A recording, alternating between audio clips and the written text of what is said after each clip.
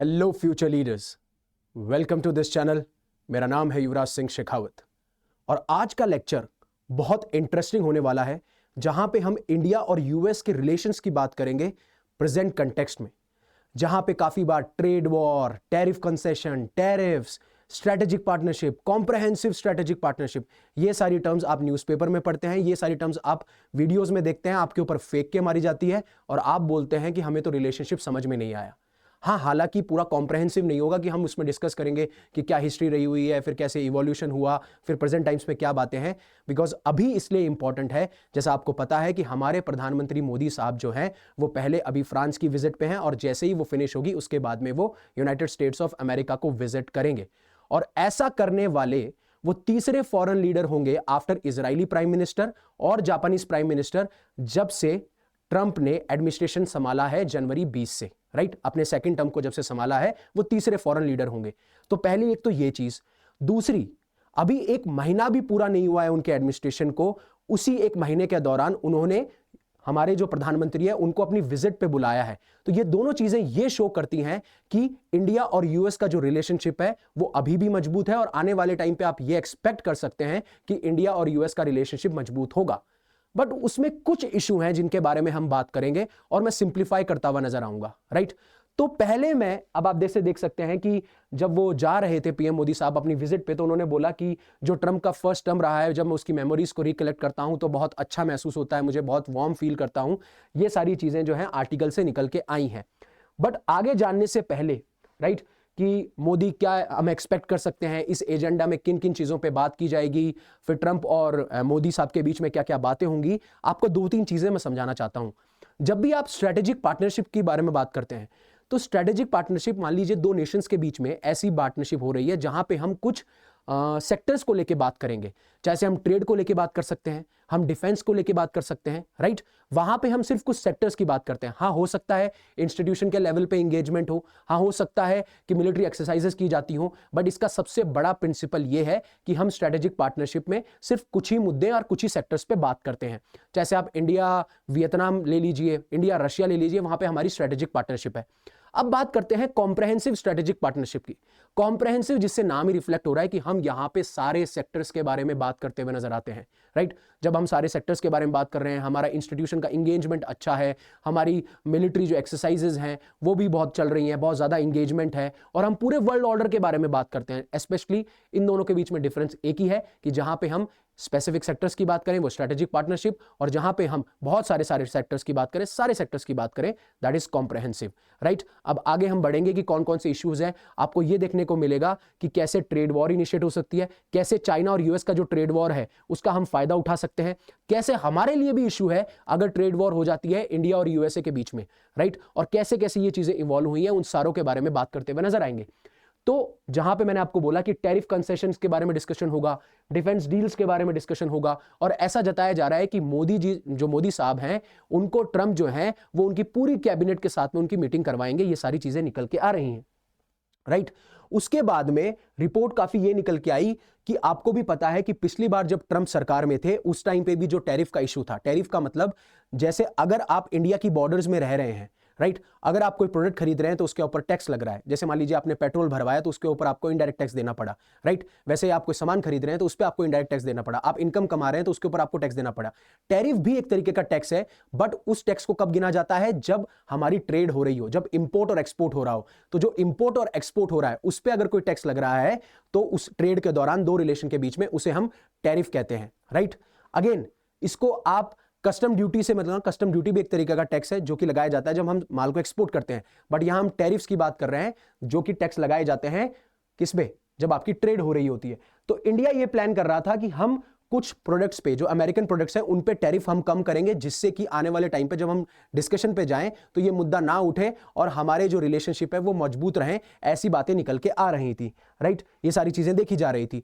और इसी टाइम पे क्यों ये सबसे बड़ा इशू है, क्योंकि 2018 के टाइम पे भी इंडिया के ऊपर टैरिफ्स लगाए गए थे when it comes to steel और एल्यूमिनियम प्रोडक्ट्स, कि इंडिया जो भी स्टील प्रोडक्ट्स एक्सपोर्ट कर रहा है यूएस के अंदर, एल्यूमिनियम प्रोडक्ट्स एक्सपोर्ट कर रहा है, उसके ऊपर जो यूएस की सरकार है उन्होंने टैरिफ लगा दिया था। क्योंकि यूएस की सरकार हमेशा से कहती है ये ट्रेड के टर्म्स में कि इंडिया कुछ अनफेयर ट्रेड प्रैक्टिसेस को फॉलो करता हुआ नजर आता है।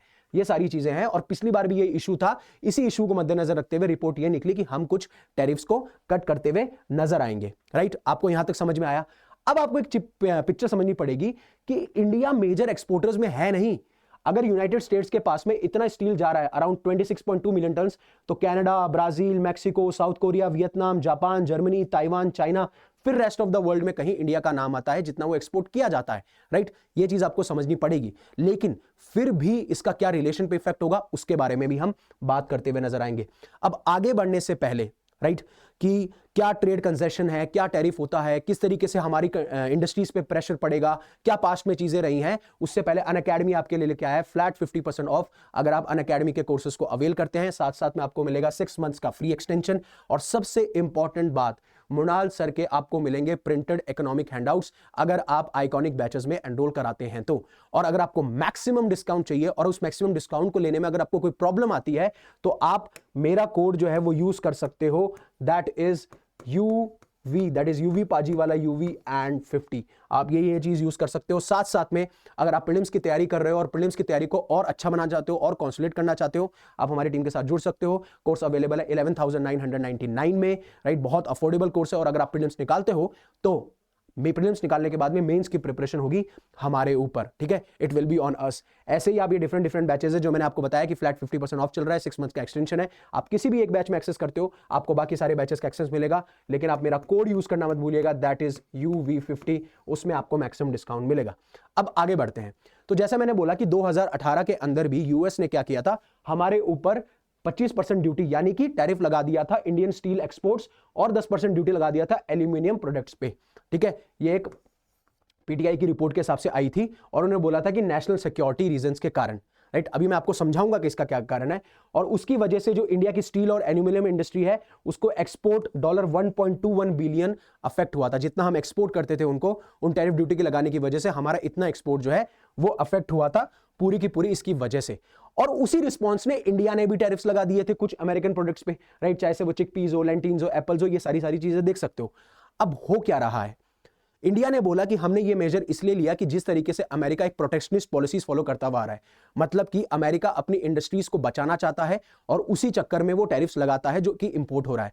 अब आपको एक चीज पता है कि यूएस के साथ में बाकी काफी सारे नेशंस का, कनाडा, मैक्सिको, चाइना, इंडिया, इनके साथ में ट्रेड डेफिसिट है। दूसरा, वहां की इंडस्ट्रीज भी हर्ट हो रही हैं क्योंकि बाहर की कंट्रीज का जो प्रोडक्ट है वो वहां फ्लड करता है और अमेरिकन इंडस्ट्रीज के जो प्रोडक्ट्स हैं उनको कोई बाय नहीं करता क्योंकि इनके प्रोडक्ट सस्ते होते हैं। तो टैरिफ लगाने से क्या होता है, इन प्रोडक्ट्स की प्राइसेस बढ़ जाती हैं और अमेरिकन जो गुड्स हैं वो कहीं ना कहीं कॉम्पिटिटिव बन जाते हैं। ये चीज आपको पता होगा, ये बेसिक आपका एक इकोनॉमी है, उसके बारे में बात कर रहा हूं।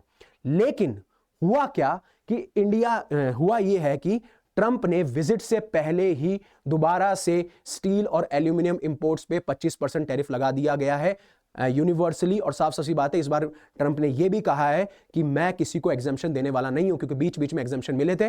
और पिछली बार यह हुआ था कि इस टैरिफ के चक्कर में, इस काउंटर मेजर्स के चक्कर में, इन प्रोटेक्शनिस्ट पॉलिसीज के चक्कर में इंडिया और यूएस ने जो है काफी सारे ट्रेड डिस्प्यूट्स को फाइल किया था WTO के अंदर। और वहां पे काफी मतलब ये एक मेजर इरिटेंट के तौर पे नजर आ रहा था इंडिया और यूएसए के बीच में। बाकी बाइडेन एडमिनिस्ट्रेशन आया जब 2022 के अराउंड 2022-2023 में जब बाइडेन एडमिनिस्ट्रेशन था तो उन्होंने काफी ऐसे स्टेप्स लिए जिससे कि हमने इस चीज को थोड़ा कम करने की कोशिश करी।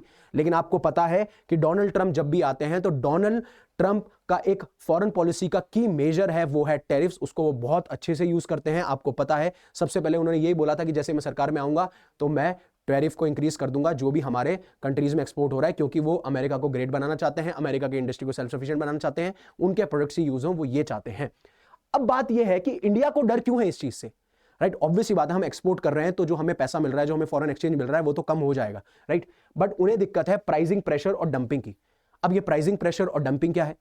प्राइसिंग प्रेशर से आप एक चीज समझिए, देखिए जब यूएस के मार्केट में बाकी कंट्रीज जो स्टील सप्लाई कर रही हैं यानी कि जो एक्सपोर्ट कर रही हैं, अगर वो नहीं होगा टैरिफ्स की वजह से क्योंकि वहां उनके प्राइसेस बढ़ जाएंगे, तो बाकी कंट्रीज कुछ अल्टरनेटिव मार्केट्स ढूंढेंगी। उसमें एक मार्केट उभरता हुआ इंडिया भी आएगा क्योंकि इंडिया में भी बहुत सारी नीड्स है, कंज्यूमर डिमांड्स है, कंज्यूमर नीड्स है। स्टील इंडस्ट्री जो है वो हमारी बहुत one of the most important industry है, काफी सारे सेक्टर्स रिलाई करते हैं।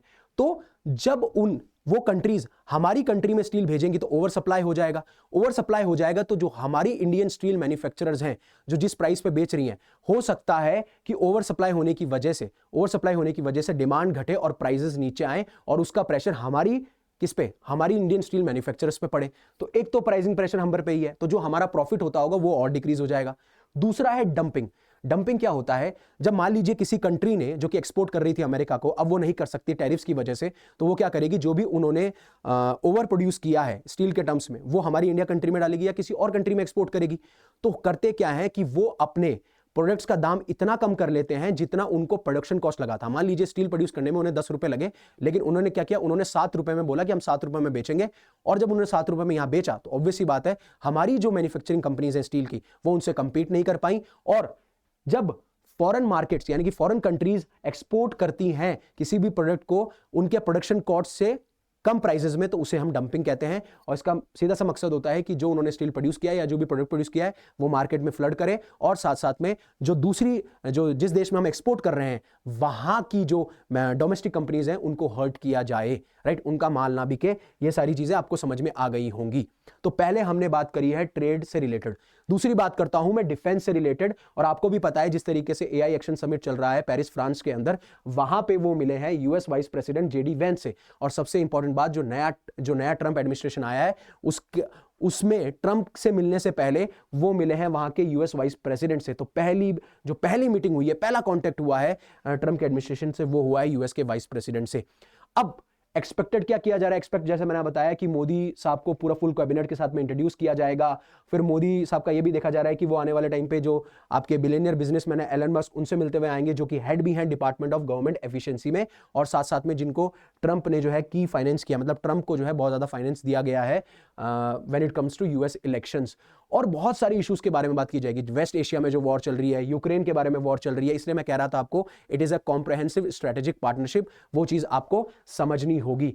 और ये इंडो पैसिफिक रीजन के बारे में बात करेंगे, क्योंकि हमारा हमेशा से एम रहा है कि हम इंडो पैसिफिक रीजन को फ्री बनाएं, प्रॉस्परस बनाएं, स्टेबल बनाएं। और यहां पे सबसे बड़ा खतरा जो है वो निकल के आता है चाइना का, क्योंकि चाइना जिस तरीके से अपनी टेरिटरी को एक्सपेंड करना चाहता है, जैसे वो लैंड पे हो या वाटर पे हो, या फिर जिस तरीके से वो असर्टिवनेस और एग्रेसिवनेस दिखाता हुआ नजर आता है, उसको काउंटर करना बहुत जरूरी है। और यूएसए ये जानता है कि इस रीजन में इंडिया से बड़ा कोई की प्लेयर नहीं है अगर हमें चाइना को काउंटर करना है तो। ये आपको चीज समझनी होगी। साथ साथ में जो बांग्लादेश में सिचुएशन बनी हुई है, इंस्टेबिलिटी की सिचुएशन, चाहे पॉलिटिकल इंस्टेबिलिटी हो, इकोनॉमिक इंस्टेबिलिटी हो, वहां पे रीजन रहा है जिस तरीके से प्रो पाकिस्तानी और जो प्रो चाइनीज इस्लामिस्ट ग्रुप्स हैं, उन्होंने जिस टाइप का, मैंने आपको पहले ही बताया था, जिस तरीके से वहां पे इंस्टेबिलिटी हुई शेख हसीना की सरकार गिरने के बाद में, उस मौके का फायदा उठाया है प्रो पाकिस्तान और प्रो चाइनीज इस्लामिस्ट ग्रुप्स ने, जिसकी वजह से तख्ता पलट हुआ। और वो सारी चीजों को भी वो डिस्कस करते हुए नजर आएंगे। अब यहां तक हमने सारे रीजंस के बारे में बात कर ली। बायलैटरल टाइज जो है आपको पता है कि मोदी साहब ने जो है 2017 में भी विजिट किया था, फिर उसके बाद में ट्रंप को हमने होस्ट किया था अराउंड 2020 के अंदर।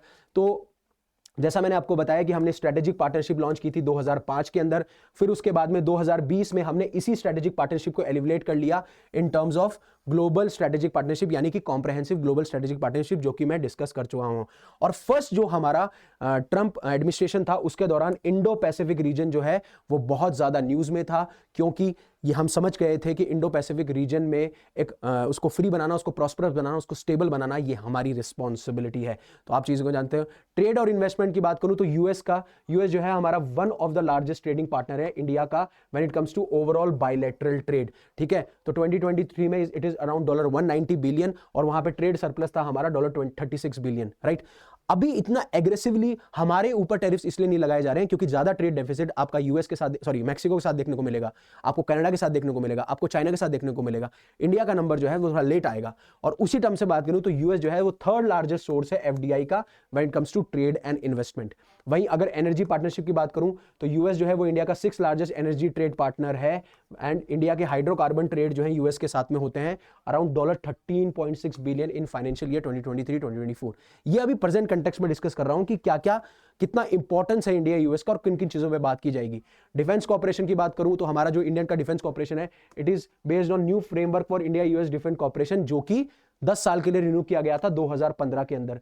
फिर हमारी 2016 के अंदर जो हमारा डिफेंस रिलेशनशिप था उसको मेजर डिफेंस पार्टनरशिप बना दिया गया था। और ऐसे ही करके हम 2+2 मिनिस्ट्रियल डायलॉग करते हैं हमारे फॉरेन और डिफेंस मिनिस्टर्स के साथ में, और इंडिया जो है one of the largest military exercise partners भी है। ऐसा ही हमारा science and tech and space corporation में भी आप देख पाएंगे कि हम क्या नाम है, निसार बना रहे हैं, NASA ISRO synthetic aperture radar जो कि रिमोट सेंसिंग सैटेलाइट है, राइट। जनवरी 2024 में नासा और इसरो ने एक जॉइंट स्टेटमेंट साइन किया था जिसमें हम इंटरनेशनल स्पेस स्टेशन के लिए जॉइंट एफर्ट लेते हुए नजर आएंगे। ऐसे करके बहुत सारे मिशन लिए हैं, और स्पेशली जो हमारा इमर्जिंग और critical and emerging technology initiative है ICT, वो भी इंडिया और यूएस के बेसिस पे है।